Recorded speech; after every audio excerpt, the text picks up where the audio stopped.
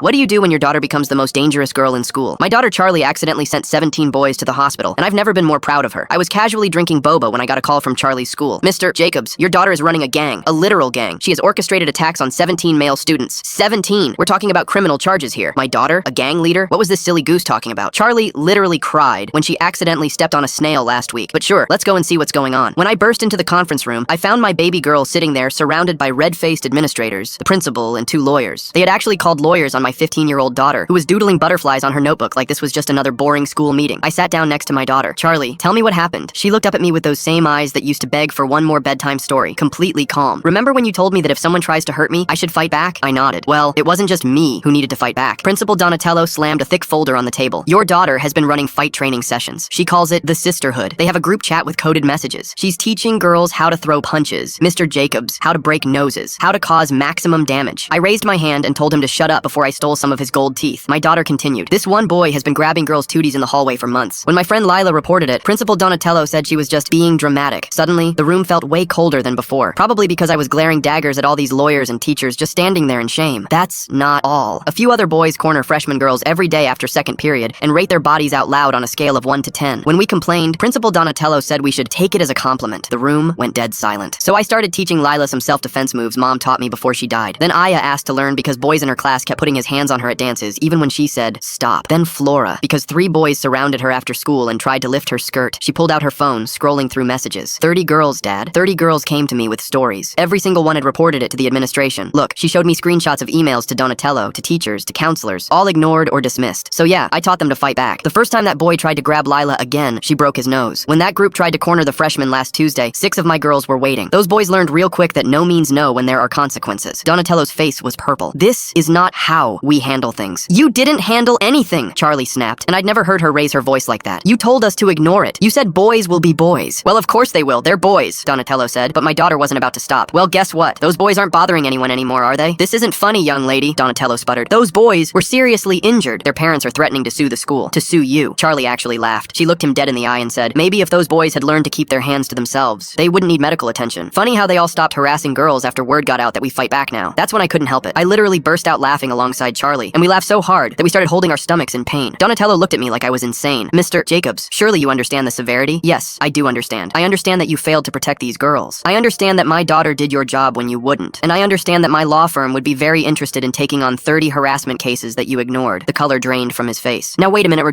no. You wait a minute. You half-brained, self-absorbent piece of manure. I'm not done here. I'm coming back for everything you thought you built. It took me 2 weeks to get that principal fired and locked up, and Charlie spent that time printing our posters for the Sisterhood.